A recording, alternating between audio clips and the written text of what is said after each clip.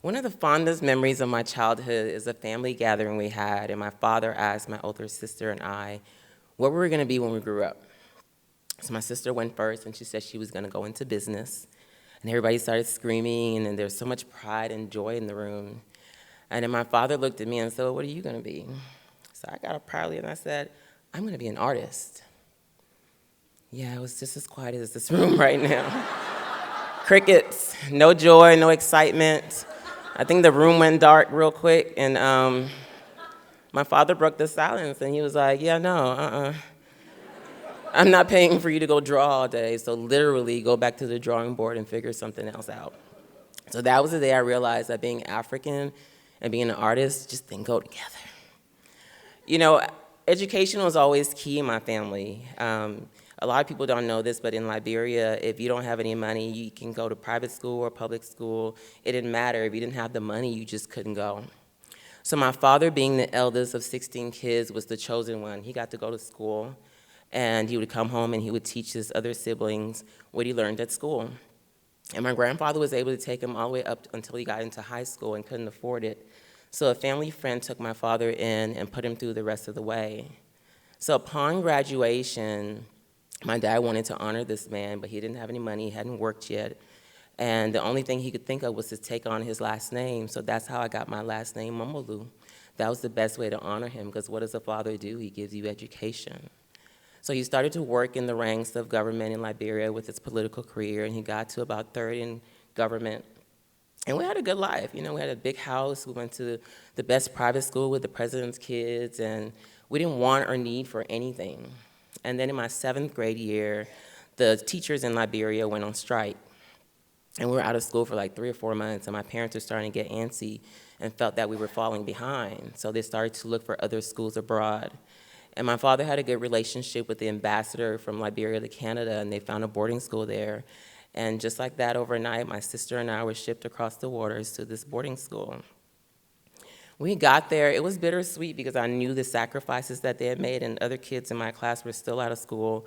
So I had to kind of suck it up as always. But there was this art class that I loved in the school. I really took a liking to it, and the teacher saw something in me that I honestly didn't see in myself, and she nurtured me. She helped me build a portfolio up and actually get to where I wanted to go and apply to one of the top fashion schools in the country. So yeah, even though he said he wasn't gonna pay for it, I kind of wanted to see if I still had it anyways. The next day I went to biology class, and my biology teacher was like, "Aren't you from Liberia? I heard there's like a coup or something going on there." And immediately my heart just dropped because I knew what that meant. A coup in my country meant that if you're in government, immediately it was execution by firing squad. I knew my mom and my siblings would be taken into captivity, and my family would be probably murdered. So I ran to the first payphone I could get to and called my guardian, and he said that the phone lines in Liberia had been cut and there was no way to reach anybody but to calm down and go back to class, and everything should be okay. So about a week later, my mom and dad called. My sister got on the phone first, and it was quiet at first, and then she started whimpering, and it turned into screaming and shouting, and she dropped the phone and ran. And then I picked the phone up, and I believe they were telling me exactly what they had told her, that, you know, things were not good in Liberia, and they didn't know if they were going to be able to get out of the country, and that because me and her were the oldest, we had to now be in charge of the family and really get together and be strong. And then they said they loved me. And for most people, that's normal, but for an African child, an African parent doesn't tell you they love you, they show you they love you. So here I am on the day where 2 of them say, "I love you," and I was like, man, this is really serious. They really think they're gonna die. So I go to my room the same way, and I'm crying, and then I got on my knees and I started to pray. I was like, "God, please save my family and make sure we get back together, make sure we're reunited. Don't kill my parents in this." About a week later, we got a call that my mom was able to get on the very last flight out of Liberia with basically the clothes on her back. And a week later, my dad was able to escape to a neighboring country, Guinea, to a refugee camp there that a lot of my family members had started to gather. It was in that refugee camp that a newspaper article came out that the rebel leader, Charles Taylor, wanted my father to be captured by anyone, and if they did, to bring him directly to him, because he wanted to be the one to personally kill my father. He was able to take that newspaper article and take it to the U.S. Embassy, and with that, he was able to get political asylum. So soon enough, we were all reunited back in Canada, but it wasn't joy and it wasn't happiness because every day the phone kept ringing. Somebody was getting murdered, somebody was missing, there was always doom. But it was during this time that I really dug into my artwork. My sketchbook was like my savior. Like I would just sketch and draw all day and just try to escape all the negativity, and that was like my peace. And then one day, Joy called. I answered the phone, and it was that school that I secretly applied to. They decided to not send me a letter, but call me directly home to tell me I got in.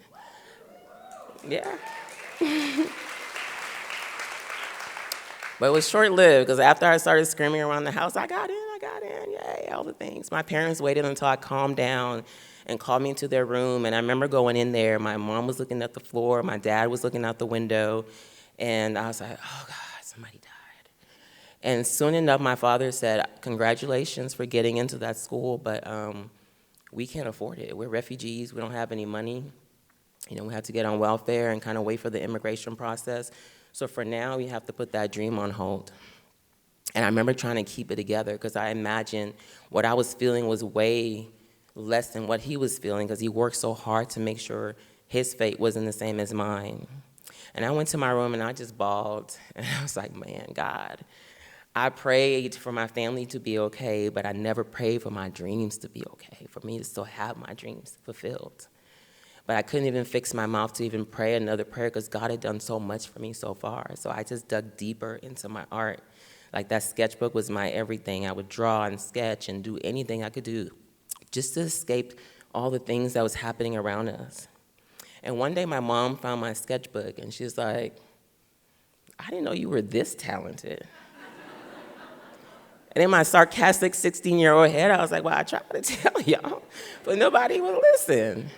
But it didn't matter because we didn't have any money and it wasn't going to matter anyway. So who cared, right? And she would say, God will find a way. God's going to make a way. And she would take my sketchbook to anybody that would listen and anyone that would look at it, everywhere she volunteered.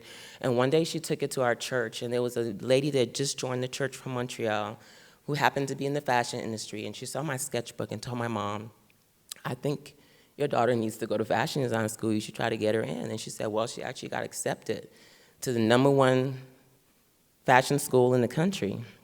But we can't afford it because we don't have any money because of the war in Liberia. And this woman, a stranger, looked at my mother and said, if you will allow me to, I would love to pay for your daughter to go to fashion design school. And she did. She paid for me to go to school. She took me to fabric stores to make sure I would have everything I needed. So when I started school, I'd be on the same playing field as everybody, and no one would know my situation. And I excelled.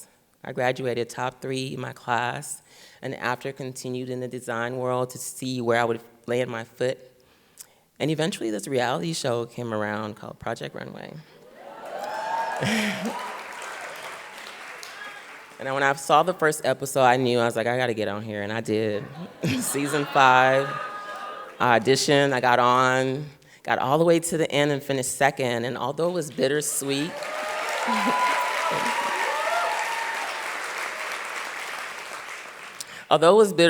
because I didn't win, when I got home, it was the emails and the letters that I got from all over the world, but it was especially the ones from Rwanda, from Somalia, and especially from Liberia, of little girls that said, I watched Project Runway with my mom and dad, and because you made it, now I can go to fashion design school.